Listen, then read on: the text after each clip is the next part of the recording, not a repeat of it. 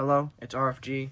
Before I get started on this, join the Discord, link in bio, and also subscribe if you like this content. I got a lot of other stuff coming. Plate carry video should be out in a few weeks, but this is probably going to be a video that comes out before that just because I haven't posted in a little bit of a while. I think like 3-4 weeks.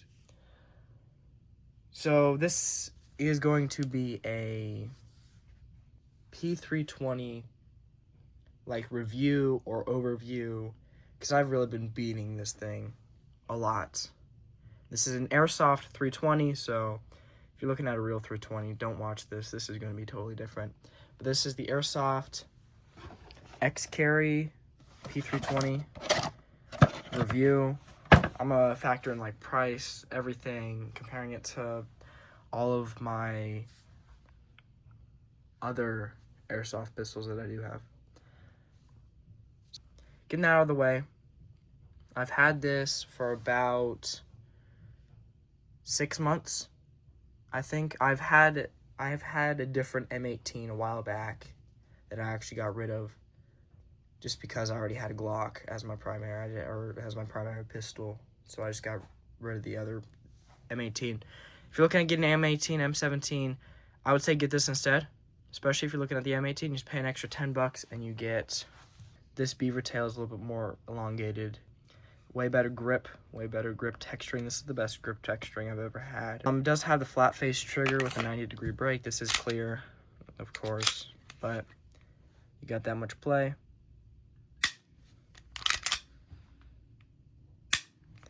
More of a flared mag, I would say. So pretty much all the mods are on the lower half of the 18, and then it does say Xcarry on the slide there, and instead of M18 it says 320. So getting those differences out of the way, I've primarily been running it in this holster. This is a level 3 Safariland. So you got one level, which is this little thumb switch, so you can't get it out without that. And then you've also got this, so that's what you have to do to get it out. Comparing it to like my Glock and stuff like that, I do want to run this P320 more than my Glock. It's just, the only bad thing is that I have everything set up for Glock. So I have elite optic plates for my Glock, suppressor high irons, extra mags, and holster. But I would rather run this. The really reason I'm not really running this as my primary is because of money constraints, because it would cost a lot. To get it up to speed with my Glock, here's my Glock, by the way. So it's got all the fancy stuff on it. To get it up to speed with my Glock, I would have to get different holster like this style. So I would have to get a holster like that. I have to get an optic plate. I don't really want to run this optic, so I'd probably get an acro. I would want to get suppressor high irons. That's already another $100 just with the optical stuff. Maybe 150. Holster, I've looked, they're like $200. And then I'd get, the light and extra mags that I definitely get the M17 mags, the extended ones. But if I were to get all that, I would definitely run this. I've beat on this. I've literally thrown this. I don't think I have any videos. If I do, I'll put them up.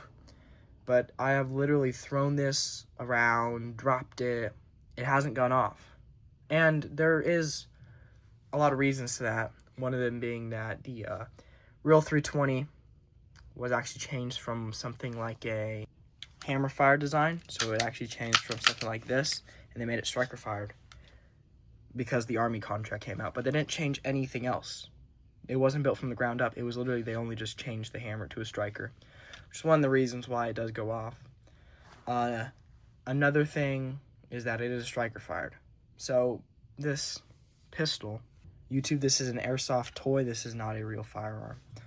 But this pistol, it is hammer fired. So you see that hammer? It's a hammer. So they built it from the ground up, and it's hammer fired. So it's got the two things that the real 320, that makes the real 320 go off without trigger pull. Those are the two things. Also, if you were to do that little thing where you wiggle the slide while you have your finger on the trigger, I don't have anything to put right there, because as you can see, there's not that much space for me to put something to get to the wall. But you're gonna have to trust me on this. There's the wall. You can see my finger come on. It's at the wall. It does have a lot of play in the slide, like the real one, but I think that's just because of the fire control unit style. It's not going click. Not at all. Doesn't go off. So this thing doesn't go off. There are some other problems. Doesn't go off.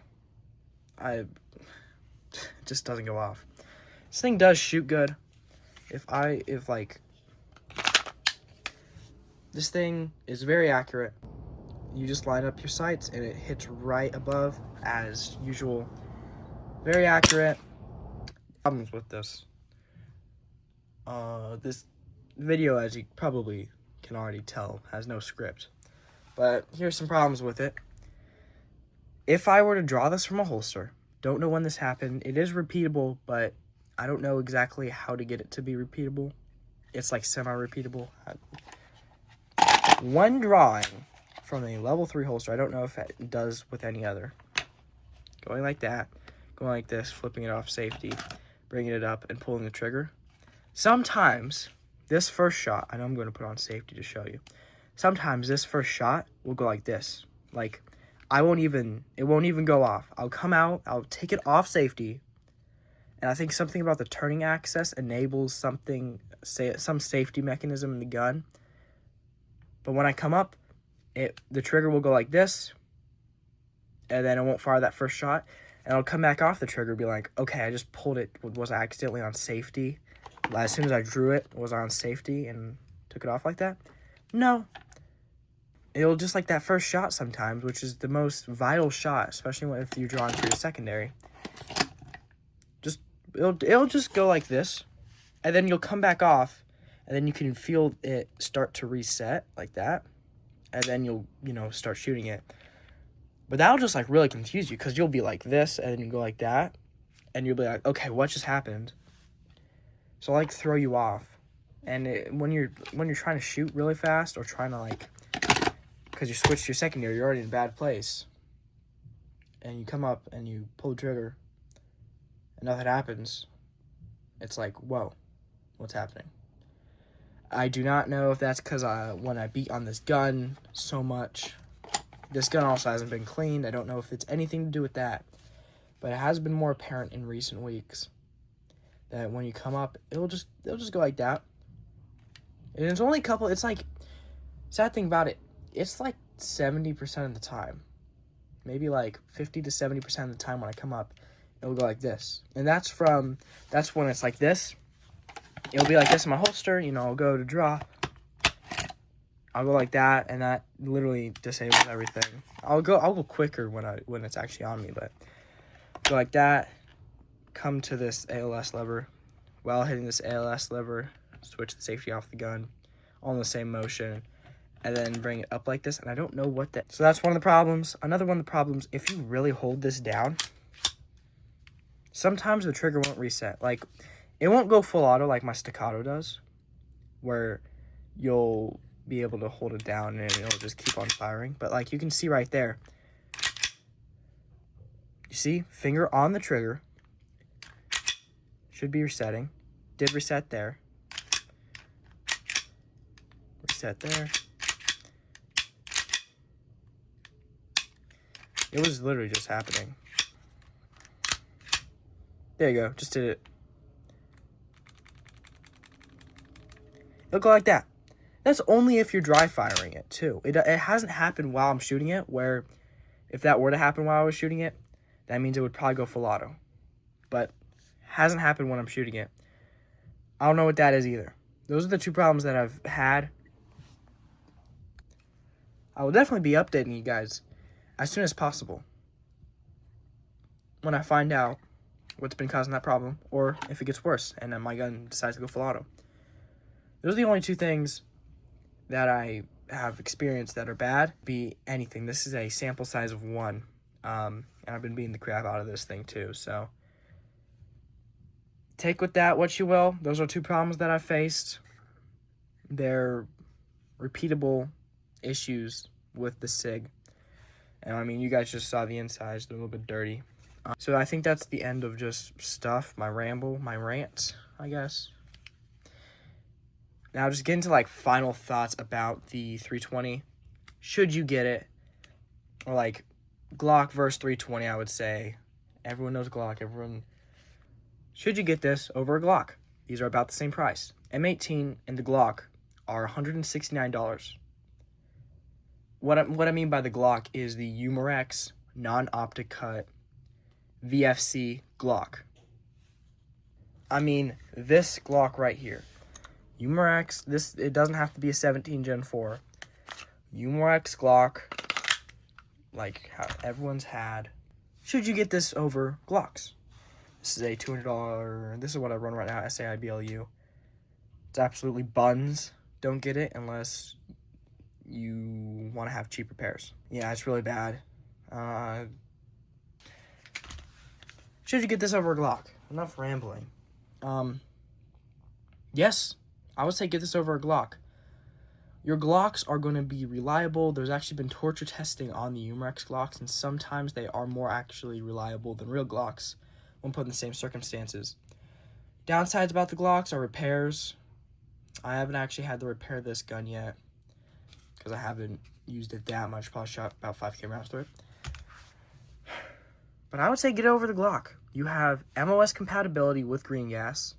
You have a lot of mag compatibility where you can have the 21. You could have the flush fit or the extendo mags, which are just a little bit extended. It's upgraded trigger. It's way better trigger than on any of my Glocks. I love this trigger.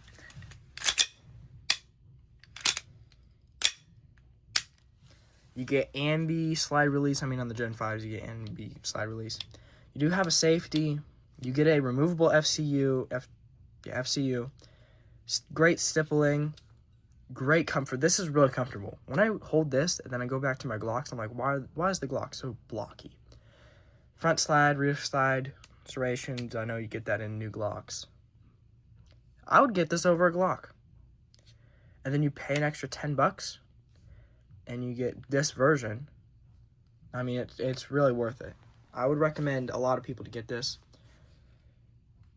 But I would also have them take into account the reliability features that I've just mentioned. With Glocks, the nozzle goes out every couple months, and it's a really unnecessarily complex and expensive repair. This, you just have to deal with those problems, and I think that's just maybe sample size of one. So I would say get over a Glock. Get it over really anything else in the $169 price range, in my opinion. Do I have experience with a lot of guns? I have experience with about 9 Airsoft gas blowback pistols, ranging from $100 to $230. Small, medium, large, like weird-looking ones, to more classic-looking ones, to like special builds and stuff. So take with this review what you will. Join the Discord, subscribe. Hopefully I can edit this down to make it more concise for the viewer. You guys have a good day. The guy that gave me this idea, I'll give him credit, James. I was going to do this video anyway, but James, he's in my Discord channel. He decided to give me this idea, so there you go.